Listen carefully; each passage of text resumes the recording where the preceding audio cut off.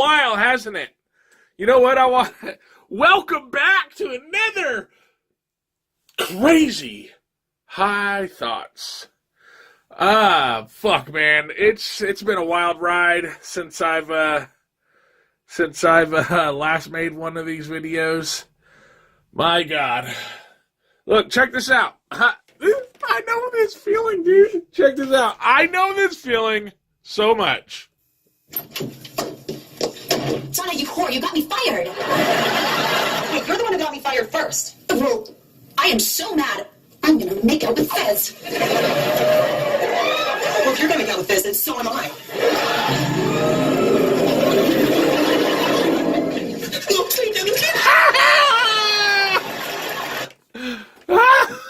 I know that fucking feeling, dude. I have had that kind of fucking scenario happen to me before.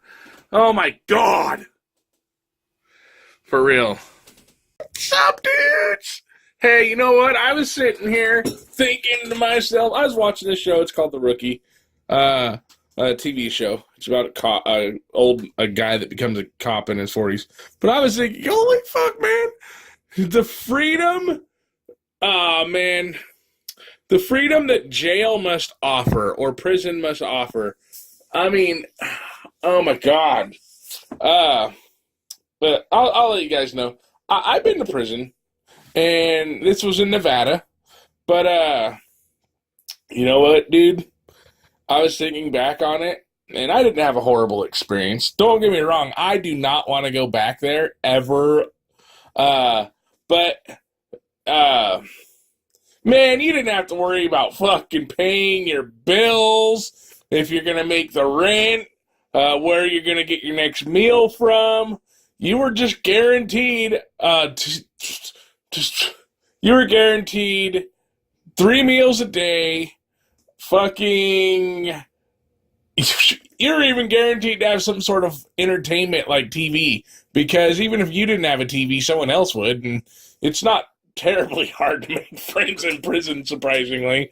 Amongst assholes, everybody's friends, I guess.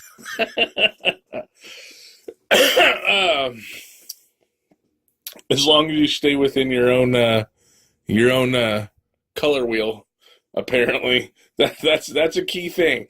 I learned that because I'm a white dude, and when I was in prison, I was like, oh, you know, I'm gonna go see what the NAACP is all about, and so I went in. Into the NAACP office in the prison. I was like talking to the guys, and they're just curious. I wanted to learn. I'm a guy who likes to learn stuff, you know. And this white supremacist guy comes that I had seen a lot, surprisingly, over the years. Not since prison, but before prison. But that's a different story. But he and his 2 little cronies saw me in there. And we're like, oh, motherfucker, get your fucking ass out here. And I'm like, oh, fuck, man. And so I fucking go out there, and he's like, dude, we're cool. You know, we like you. And we know you're new to the system and shit. But if we ever fucking see you in there again, we're going to fucking have to beat your ass. I was like, okay, sorry about that.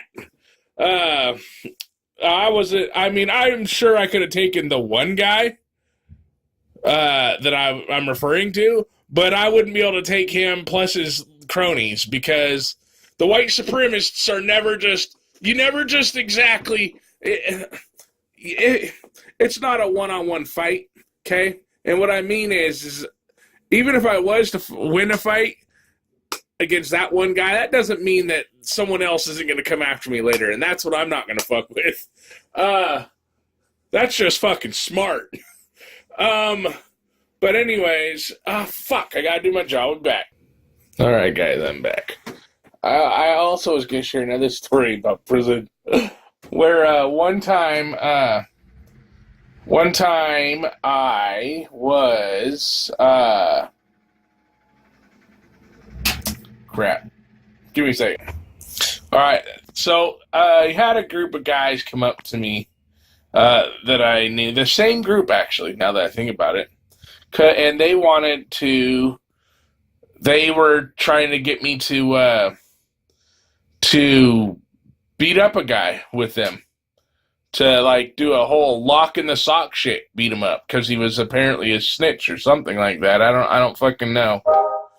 And I was like, dude, no, man, I can't do that shit because I knew the guy that they wanted to beat up, and he wasn't a friend, but he wasn't an enemy, you know. But I didn't say nothing, dude. And the next day, that night actually, he ended up going to the hospital. I never found out what happened to him. But I felt bad, dude. I felt like I could have warned him or that I should have warned him. I mean, I don't know if it would have worked out well for me, but yeah, dude. I felt bad.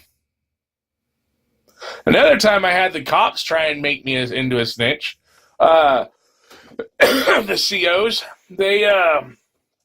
because I was friendly with everybody, dude. I was friendly with the guards. I was friendly with the fucking inmates. Everybody. I got along with everybody, surprisingly. I know.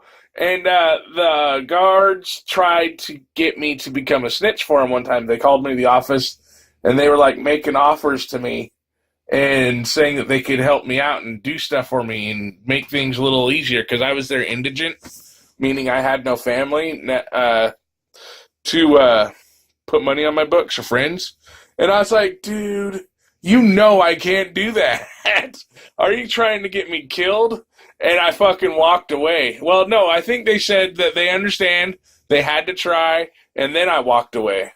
And I don't think I associated with them again after that. But I didn't say anything to anybody either. Because I wasn't fucking stupid. Even if I did say no to them, right? And I walked away, and I went and told fucking another inmate that they even approached me at all, it wouldn't fucking matter. They would think that I was a snitch at that point, or at the very least be suspicious, and being suspicious is enough to have somebody do something. So I could have easily found myself on the other end of a shiv. But see, I'm not stupid. I did get into a couple fights when I was in prison, but I won them all. And I got into, a couple fights, 2 fights. One with a Mexican kid, who was older than me, but I think he was younger than me. He was a gang member, and he was in there for doing something, gang activity related. I don't know. I don't think I ever got it told to me. But he and his crew of 5 other Mexican kids, Hispanic kids. One of them was actually my friend, but not after that. But so this Hispanic dude, the leader of a little gang, kept on fucking sexually making advances towards me, dude. And I fucking told him to. One day I fucking caught him in the bathroom. I shoved him into the bathroom. His little buddies just stayed in the fucking hallway for some reason. I was always wondered about that, but they just stayed in the hallway and looked through the barbed window, like the diamond plate window, I guess you'd call it, with the holes, but it looks like diamond plating. And I fucking shoved his ass into the fucking urinal, and I fucking smashed his head up against the wall, and I told him if he fucking bothers me again, I was gonna fuck him up. And then I think I just shoved him back again, and then I walked away. And he just fucking sat there in the urinal. And his buddies didn't say a word. I just fucking walked away. They didn't do anything. And the next day, he was off the yard, gone. I don't know what the fuck happened there. And then, I don't even know if you'd call that a fight, but, and then I got into a fight with my best friend that I was friends with in prison. He kept on freaking making fun of me because I didn't know my family and shit. And I was telling him, dude, don't knock that shit off. He had this rule. We had this spoken rule that we fucked around with each other a lot. Our little group of friends. There was 5 of us, 4 of us, 5 of us. I'm currently high, so I can't fucking remember. There was Steve, Chris, Nathan, and me. So 4 of us. But he fucking kept making fun of me about not having family, and that was my rule. And his rule was not to make fun of his kids or the fact that he can't see his kids or make jokes about his kids in any way. And I was like, cool. So I never did. But he keep fucking poking the beehive of me, and he kept fucking saying shit about me not having a family. And so after like months of this shit, I fucking made a joke about his kids. And he fucking got all angry and fucking puff chested and wanted to fucking fight. So I was like, all right, and we'll take it to the bathroom. And that's what you do. And so we went into the fucking bathroom and we threw fucking down, and I fucking came out on top, and fucking I was like, I was super fucking ecstatic, dude, because I honest to God did not think I was going to come out on the winning side of this one, because this dude, he went and weightlifted every single fucking day. He fucking, yeah, dude. So weightlifting and being strong ain't shit if you don't know how to fight. Or take a punch, or give a punch for that matter. So yeah, it was funny because, because there was fucking someone in the stall, and I didn't know he was there, but he just fucking starts laughing his fucking ass off, and I felt super awkward, so I just fucking left, dude. I just fucking like quietly left, and I was still fucking pumped. But I felt bad. We ended up becoming working it out, me and him, and we were still friends because you need friends, man. But I occasionally still talk to him. Actually, I haven't heard from him in a few years. But he named all his kids after the X-Men. That's funny and sad at the same time. And cool at the same time. It's weird. I can't fucking decide on that. All right, I want to tell you about Chris, though. Chris had another name that he went by in prison. I had my own name for him, which was Mr. Robot. But Chris was in prison for sniping people off of the highway, off of I-80 in Nevada. Which is, despite that, he was actually a pretty cool dude to hang out with. I mean, it's messed up to say, but he really was. Just because a person might have something evil or wrong with them doesn't mean that they still can't be cool in some situations. I'm not sure I should be saying that. But he was. But the thing is with him, is he was, and this is why I called him Mr. Robot, and for some reason, I always loved poking at him to try and get him to give me a reaction. But he was devoid of emotion. Like, he didn't show emotion. Like, I don't know what the right word for it is, but he lacked emotion. He would occasionally, like, smirk, but he wouldn't get angry. He wouldn't get depressed. He wouldn't get happy or mad. He was kind of neutral. But I knew how to get a reaction or two out of him. And we were friends. And I kept a promise to him that I said I would do for him, which I'll explain too. Anyways, yeah. So he was sniping people off, but I used to mess with him by trying to piss him off or make him laugh. But he never fucking would.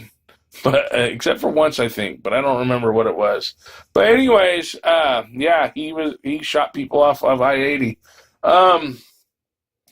But he had a thing for Christina Ricci, and he's like, he had a real big thing for her.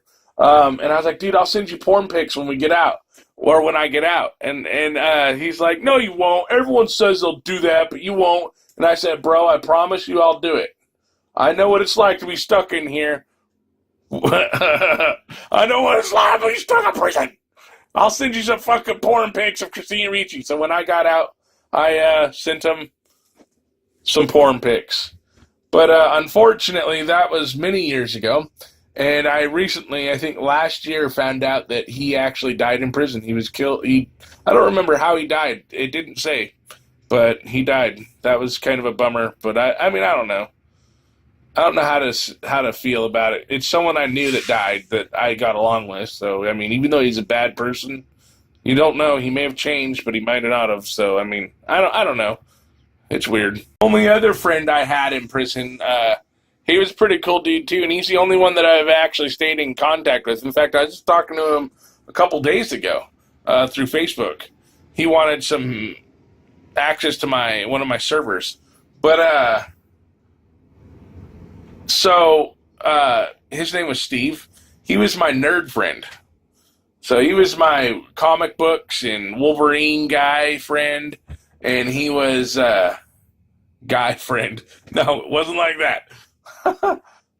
But though there is a story that I'll share with you. But yeah, he was my nerd friend, the computer nerd and everything like that. Yeah. Okay, there's not really much to say about him, so I'm sorry. That's just what he was. He was probably the one I got along with the best, to be honest. Pretty cool dude. But okay. But when I was brand new to prison, all right, there was this guy, other inmate. I completely forget his name though. But he was like being nice to me all the fucking time, right? He's like, he knew I was there with no family or anything, and he's all like, "Here, I'll fucking send you, or I'll buy you this, and I'll buy you that." And I was like, "Fuck yeah, dude, making life easier." I didn't fucking think nothing of it until one day, another inmate who was kind of sort of had me under his wing, showing me the ropes around the place and helping me figure out how to survive. But he fucking alerted me, man, and I was like, "Oh, fuck, dude. This dude is trying to get in my fucking ass." And fucking wants in my ass. Gonna pack that shit. And I was like, fuck! How the fuck am I gonna handle this? This dude fucking hooked me up. He's been letting me watch his fucking TV anytime I wanted. He's been fucking buying me top ramen. He fucking got me colored pencils and paper. Fuck, what else did he give me? No, he didn't give me a hot pot, but he fucking, yeah. He got me a robe too. Because you have to have a robe in prison, in the one that I was in, because the showers are public, and, well, you fucking want a robe right next to you anytime you can if you're in the bathroom with your clothes off at any point. And the towels don't fucking cut it, because they're tiny towels. Like, they're made for tiny people. But anyways, I was like, oh, fuck. I had to fucking handle this one, so I had to go talk to the dude. It was like, one day I was in the kitchen, and it's fucking like, I was like, "Hey, dude, you know you're not gonna fucking get none, right?" And he's like, "Are you sure?" And I was like, yeah, I'm pretty fucking sure." He's like, "Oh, so there's no chance?" And I was like, "No, none whatsoever. Sorry." And he's like, "Oh, okay." And I fucking never talked to him again. That was the most awkward thing I ever had to experience in prison. But I learned a lot from the people around there, you know. I got along great with everybody practically. You know, there's something to be said for keeping to yourself, but also being able to engage with the people that you're around on their level so that they don't feel that you're a risk to them in any way. And that's how I handled myself in prison. That's what it was. I mean, I had another acquaintance who was an assassin for the fucking mafia. Yeah. He was like 90 years old and wheelchair bound, but that's what he'd been there for like the last 60 years or so. For being an assassin, for a hitman. And he was also a Masonic Knight, a part of the Masonic Order. He had the ring. He's one of those people. He was old, so he was kind of senile at the same time. It was easy to get him just rambling forever, kind of like this video. But he would just... he would start. You could get him started in it. We used to mess with people by doing this. We would start. We would be like, "Tell me about your experience in such and such time. Go." And then he'd start talking, and then our buddies would all be there, and those who weren't assholes would try to pay attention, right? While everyone else just fucking walked away, so that people would just be stuck listening to him ramble forever. But you're not stuck. You can just click out of this video anytime you want. No, don't go, don't. Don't be a bitch, dude. Let me get my smoke on.